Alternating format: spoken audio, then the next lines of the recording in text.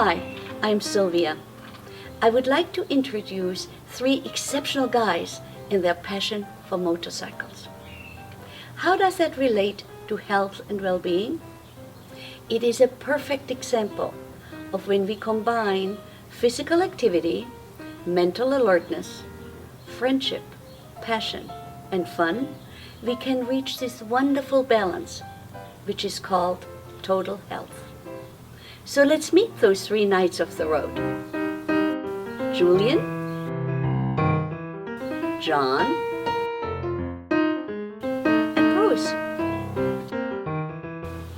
I started the interview by asking them how the idea of this great adventure was born. These guys have decided to keep their bikes at our Saddlebrook home over the winter, and we'd like to get them back to Minnesota so that we can go on another trip, a month after we're in Minnesota. But so we're talking about there's different ways you can take a motorcycle trip. You can get on the freeway and just go straight home as fast as you can, or you can go on a longer way around and try to do scenic things. And so actually John and I initially, and then Bruce agreed it was a good idea that we wanted to go south first because it's still very cold in Minnesota right now. It's still snowing and sleeting. So we decided a few months ago to go to Austin, Texas first for and there's a motorcycle race there. Not that we're going to race, but we're going to witness. It's MotoGP, which is world-class motorcycle racing. We're going to spend a few days there and then to New Orleans for another 3 or 4 days at least. Probably right around there a little bit, and then right over to Savannah, Georgia for another 3 or 4 days, and our significant others or wives are going to join us there for 4 or 5 days. And then why don't I let you guys pick up, because you know more of the route we're going to do, kind of, or add to. Yeah, so after Savannah, we're going to head back to Minneapolis, but we're going to kind of wander around a little bit. And there's one place between Savannah and Minneapolis that we're sure to hit. And Bruce, turn around. We're going to go do, it's called the Tail of the Dragon. And it's, what is it? It's 318 curves in 11 miles. Wow. So, and Bruce and I did that. We did that last year.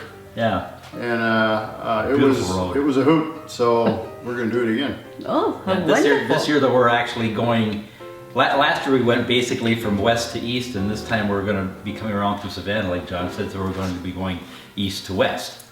And then you are back, and then that will conclude this trip, and then you prepare yourself for the second trip? yes. Yes. And that will be?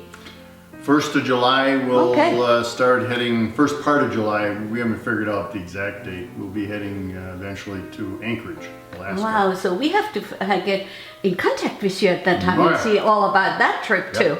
And Yeah, this particular trip we'll leave tomorrow, which is what, the 16th. I think we'll be back in Minnesota about May 12th or Something like that. somewhere. So it's What a about nice a month. trip. yeah. So are you all retired? Oh yeah. Yes. Okay. We Don't we look like it? No? actually we all retired within a year of each other. John was John the was first, first, and then Bruce, myself. and then myself, and then we're all very close to the same age. Well, we are the same age. We are. Well, with it, yeah. We're within a month. Julian and my birthday is a day apart, Yeah. Oh, or 2 days apart, Yeah. and John's is 2 months after us, so we're very close in age to each other. so now tell us a little bit about what does it feel to be on the road on a motorbike? Well, I know you always hear the statement that, the wind in your hair and all that kind of stuff, but quite honestly, we pretty much wear helmets all the time. But I think there is a certain freedom out there. You're closer to the elements. I know a lot of people think I'm crazy when I say this, but I really enjoy riding in the rain. Yes, I enjoy nice weather, but when it rains, I don't mind it at all. I put on my rain gear and down the road I go. What is so special about the rain for you? Sometimes when you're in, hilly country, you have like fog banks that sit up on the hills and stuff like this. It's just beautiful to ride through. And we live, Minneapolis is near the Mississippi River, and there's many times we ride down the river, and be kind of foggy and rainy, and the fog hanging in the cliffs is just beautiful. So there's a totally different environment when you ride in weather like that. And I think it's both visual and it's smell too. Yeah. I mean, when you're in a car, you go, you don't smell things. I mean, you can be in the mountains, or you can smell trees, or you can smell, so it's all the senses are much more open to you than what it is in a car. I'm not sure how the weather is here, but like where we come from in Minnesota, Wisconsin area, many times in the summer it'll be like maybe a 70, 80 degree day, and you're riding like near dusk, and you drive down in a little valley, and you can actually feel the temperature drop 5-10 degrees. It's amazing. That You can't must feel that really at be all. very- Well, that happened to us in Arizona too. When you're up by the dam. And then there's curves. Uh-huh. Curves on a motorcycle, going down through curves on a motorcycle are way funner than doing curves in a car. So that's another, for me, a really big Yeah. It must be a thrill, I guess. Well, it is. It's really, really fun. Yeah, because it seems like that's truly a passion. when Oh, it you- is. yeah. It is. I think, and the passion, it is. You can, but it's more difficult to go the same amount of miles on a motorcycle than on a car, and you're much more sensitive to weather in terms of whether it's going to be cold or freezing or rain or whatever, and you have to kind of pay attention. In a car, you just get and go, so you have to be more mindful of that, and you have to have the gear. Which you don't in a car. Like we buy special suits or whatever gear, so that and you try to have everything waterproof, because you are going to get rained on. And I'm sure with the wind. Yeah, and the wind can be a problem if it's really bad. But And we've all been riding long enough where when we first started riding, it was pretty basic. The bikes, the rain gear, anything. cheap. And as we've progressed through time, and technology with motorcycles has just kept going, and I remember I had an old 79 BMW, and I rode it just a few years ago, and I couldn't believe I put 60,000 miles on that thing. Oh, yes. Because compared to what I ride today, it's the so handling of it, different. you Yeah, mean, yeah. and the technology, It just boggles my mind. the electronics that are on motorcycles, Everything. they're very modern. I mean, it's just like a car. So. Yeah. Well, basically, for this trip, I brought all my gear here. I mean, I did leave my jacket and my helmet here, but I just packed up a minimal amount of clothes and everything. And on the bike, I already have my tools and everything like that I may need. And so we got down here. I changed the oil. I needed a new tire, so we did that. And the bikes are much more reliable now than they were before. Years ago, I'd have to do like a lot of maintenance on the bike, just getting it ready. Now, they're very, very reliable for the most part. They're kind of like cars with two wheels. Everything's electronic, fuel injection, whatever. Do you have to physically train to be able to sit on a bike a whole day?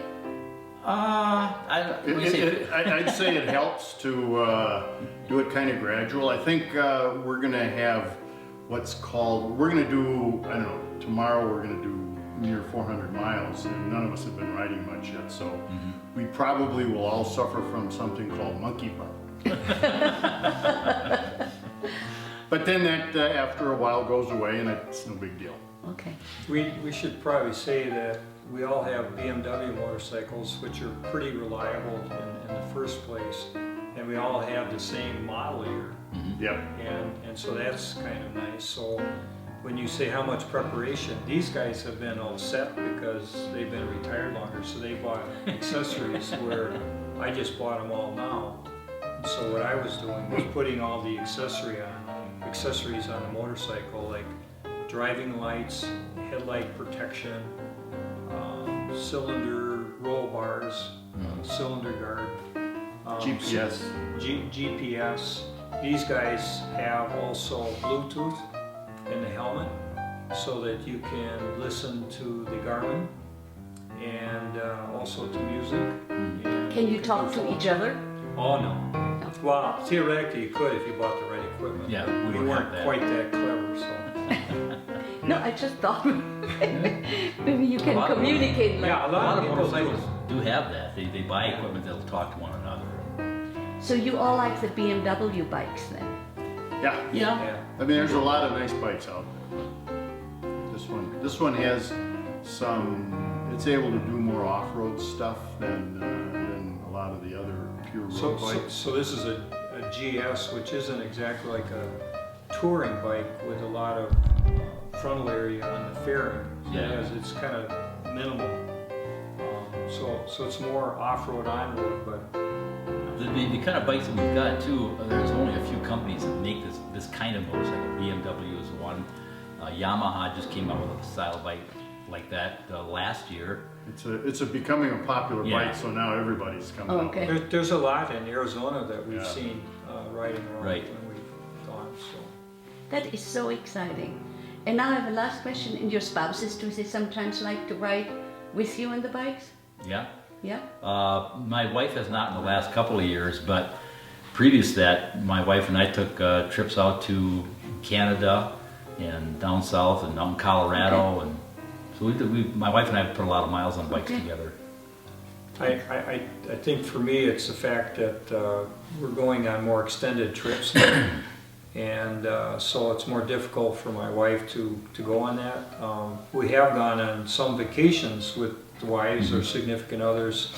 We went to New Zealand, for a few weeks. We went to the Alps. Did you a rent few a years bike ago. then? Yeah. It was 3-4 years ago we went to Yeah. Europe, and Yeah. 2009. three of us and 2 other couples. Well, if you like curves in the Alps, that must have Oh. been really your cup of tea at that Oh, time, it's no? beautiful. Yeah. Those curves are really... Oh, yeah. And the ladies went on that, and I think they enjoyed Oh, it. they did. Yeah. But I cannot imagine being on a bike in the Alps with those curves when you go on these it passes. can be interesting. Yeah, definitely. Yes. Let's finish our spotlight with 4 photos of our friends departing on their great adventure. And until I see you again in our next spotlight, I would like to wish you joy, happiness, and great well-being.